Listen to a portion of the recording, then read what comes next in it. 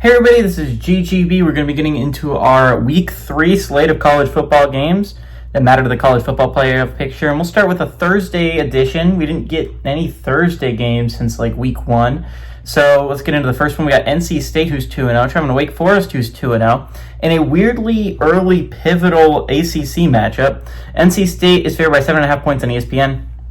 CJ Bailey has gone 40 of 57, thrown for 518 yards, 2 touchdowns, 1 interception. Hollywood Smothers has had 39 carries for 216 yards and 3 touchdowns. And Wesley Grimes has had 6 catches for 154 yards and a touchdown.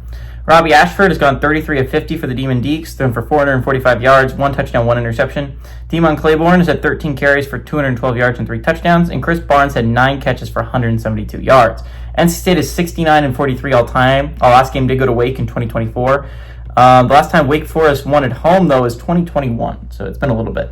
But I think what's really going to be interesting about this game is it's early on. I don't think everyone expected a lot out of Wake Forest or NC State. And there's two different ways to look at this, right? Wake Forest is not a great 2-0, right? They eked by a Kennesaw State team that's probably going to be pretty bad this year, and then they beat an FCS opponent. Not like this insanely great performance so far by Wake Forest.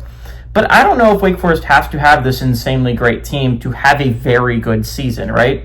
Again, Wake Forest does not play a single ranked football team. At least that was the way at the beginning of the year. I would have to double check that has changed. Maybe Florida State was on the schedule that wasn't ranked before. I think that is the case, so maybe they play one now. But Wake Forest doesn't have this super insane schedule that a lot of ACC teams do, right? It's not an insanely hard schedule to get through.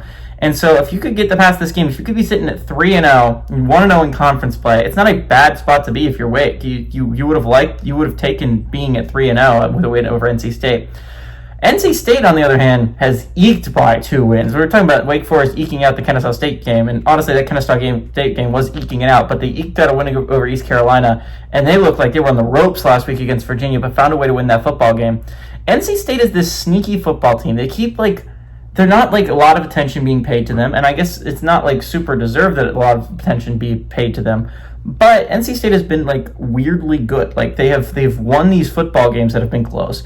At a conference schedule of East Carolina and a win over Virginia, that even though it's technically out of conference, but I mean, that's not a bad out of conference. You still have 2 out of conferences left that'll probably be easier ones if you're NC State, although I think they have Notre Dame in there.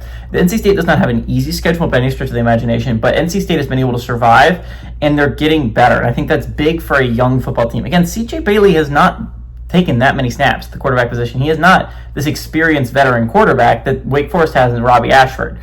I think this is going to be a big game for NC State. This is a game for NC State to put themselves on the map. If you're 3-0, again, I think a lot of college football teams will probably be 3-0, but NC State has not had an easy out-of-conference. They are going to have an out-of-conference here. This counts as in-conference. So, honestly, heading into Week 4, 3-0, I think NC State's going to start to get some attention to their name. The Wolfpacks are a little bit of a sneaky team, considering how much hype was on them last year. I think this is a really good football team that is sneaking under the radar a little bit. Give me the Wolfpack to go and cover on the road.